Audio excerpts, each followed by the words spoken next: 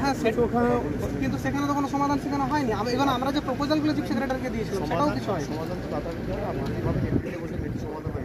না। কিন্তু ওনারা তো আমাদেরকে আশ্বস্তও করেননি যে হচ্ছে আমরা কমিটি গঠন করছি বা কিছু, সেরকমও তো কোনো কিছু হয়নি। সেখানে কি বলেছিল উনি কিছুই বলেননি। উনি বললেন যে ম্যাডাম ডাকছেন, দিয়ে উনি বেরিয়ে চলে গেলেন। আপনার সাথে তারপর আর কোনো কথা হয়নি, কোনো রকম যোগাযোগ হয়নি। স্যার 7 বছর, এই যে 7 বছর ধরে একটা বিষয়, মানে একটা সামান্য একটা ছোট্ট জিনিস 7 বছর ধরে, মানে এইটাই আমাদের সবথেকে খারাপ লাগছে। আমরা তো জানি মানবিক সরকার একটা এত বড় কমিউনিটি যেখানে লক্ষাধিক কর্মী পশ্চিমবঙ্গের জঙ্গলমহলে বসবাস করছে, তাদের নিজস্ব জাতিসত্ত্বা অধিকার আদায়ের জন্য সেইটুকু বিষয়ের জন্য আপনি আপনার অধিকারকে সামনে রেখে লড়ছেন। আমি দীর্ঘদিন ধরে রাজনীতি করছি, যতক্ষণ আমি বুঝি যে কথার মাধ্যমে সমাধান বা প্রতিকার হবে। জোর জবরদস্তি গায়ের জোরে কত অবরোধ করে এগুলো হয় না। আমাদের কথা বলার প্ল্যাটফর্মটা দিন। প্ল্যাটফর্ম নিশ্চিতভাবে দেওয়া হবে, কিন্তু আপনারা যে সৌজন্যতাটা বজায় রাখুন। অবশ্যই আমরা সৌজন্যতা বজায় রাখছি, এই সৌজন্যতাটা বজায় রাখুন। বাকি নিশ্চিতভাবে মানবিক সরকার যখন আপনারা নিজেরা বলছেন, সরকার নিশ্চিতভাবে করবে। আর যে চিঠিটা আপনারা দিয়েছেন তার একটা কপি আপনি আমাকে দেবেন, যাতে আমি দলীয়ভাবে যদি টেক আপ করতে চাই আমি করতে পারি। হ্যাঁ স্যার, অবশ্যই চাইবো যে আপনি দলীয়ভাবে বিষয়টাকে একটু দেখুন। ওখানে নাম নাম্বার তো ওখানে দিয়েছি, ওখানে ঠিক আছে, আমি যোগাযোগ করবো। Thank you. এপ্রিল মাসের 11 তারিখ। হ্যাঁ, ওখানে চিফ সেক্রেটারি সাহেব ছিলেন, স্বরাষ্ট্র সচিব ছিলেন।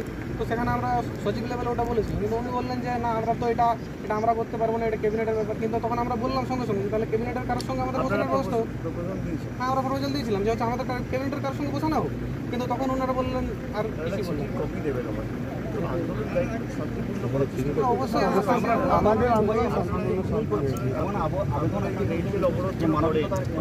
মানবিক এই সরকারের আমরা প্ল্যাটফর্ম আমি আবেদন করতে পারি। বাকি আন্দোলন বাকি যে কোনো রকমের প্রতিবাদ করার অধিকার আপনার আছে, আপনি যা ভালো বুঝবেন করবেন, কিন্তু এমন কিছু করবেন মানুষের সাধারণ মানুষের অসুবিধা। আমাদের সরকার, আমাদের মানে বর্তমান সরকারের আমরা জঙ্গলমহলের মানুষ এইটুকু আবেদন করছি আপনার কাছে, যেহেতু আপনি নেতৃত্ব, যে আমাদের ইস্যুটাকে নিয়ে আপনি কিছু অন্তত একটা বিবৃতি দেবেন যে আমরা সঠিক পথে যাচ্ছি, কিংবা আমাদের দাবিটা নৈতিক কি দাবিটা রেখেছেন বা যে তার একটা কপি আমাকে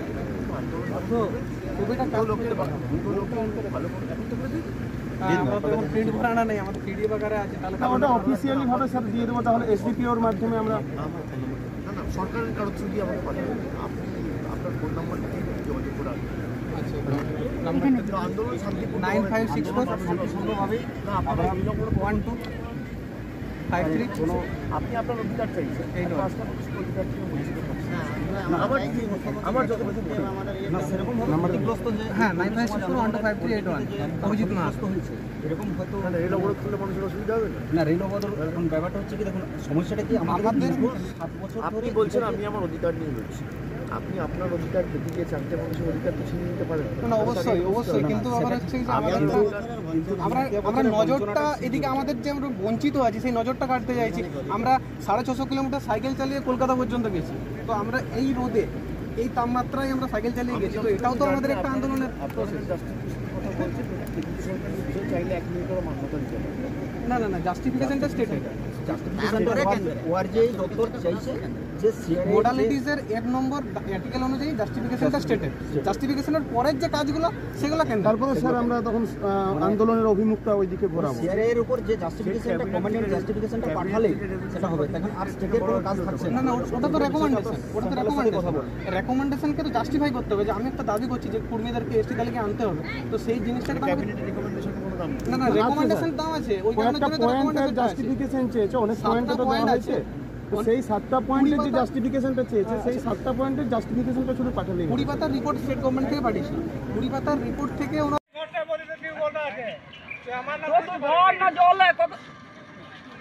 এটাই বললাম, আমাদের যে অবস্থানটা যেটা এখন আছে, আমাদের যে ঘাগরঘাটা কর্মসূচি চলছে এবং সেটা কি কারণের জন্য চলছে, যেটা আমাদের যে জাস্টিফিকেশনটা 7 বছর ধরে আটকে আছে এবং সেটা রাজ্য সরকার চাইলে 2 ঘন্টার মধ্যে পাঠাতে পারে 2 পাতার একটা জাস্টিফিকেশন, সেইটা 7 বছর ধরে আটকিয়ে রেখেছে। সেইটার ব্যাপারে আমরা ওনাকে বললাম যে যাতে উনি কেন স্টেপ নেননি এবং ওনার স্টেপ নেওয়াটা উচিত আছে, সেইটার কথাটাই আমরা বললাম। উনি কি বললেন? উনি এটাই বললেন যে হচ্ছে কি যে উনি দলীয়ভাবে তোলার চেষ্টা করবেন। ওনাদের কাছে আপনি অ্যাপ্লিকেশন চাইলেন আপনাকে? অ্যাপ্লিকেশন নয়, উনি 31 তারিখের চিঠিটা চাইলেন। তো 31 তারিখের চিঠিটা আমার ফোন নাম্বারটা নিলেন, আমরা বললাম ঠিক আছে পাঠিয়ে দেবো। কতটা সন্তুষ্ট মনে করছে? না, আমরা সন্তুষ্ট তো কিছুই নয়। এটা সন্তুষ্টর কি আছে? আমাদের আন্দোলন চলছে, আগে কাজ হোক, তারপরে আমরা সন্তুষ্ট হব। আপনার নাম? আমার নাম অভিজিৎ মাহাতো, কি পদে আছেন? ঘাগরঘাটা central committee member.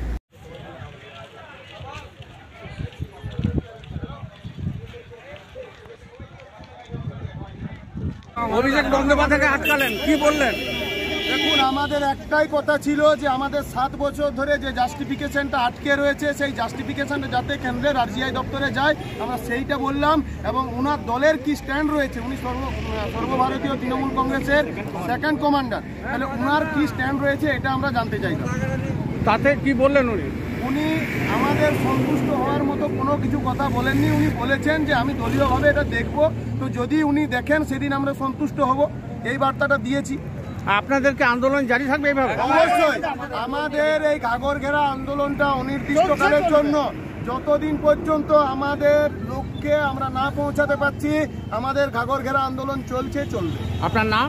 Bibhas Mahato, Ghagarghera central committee. আপনার সন্তুষ্ট নন?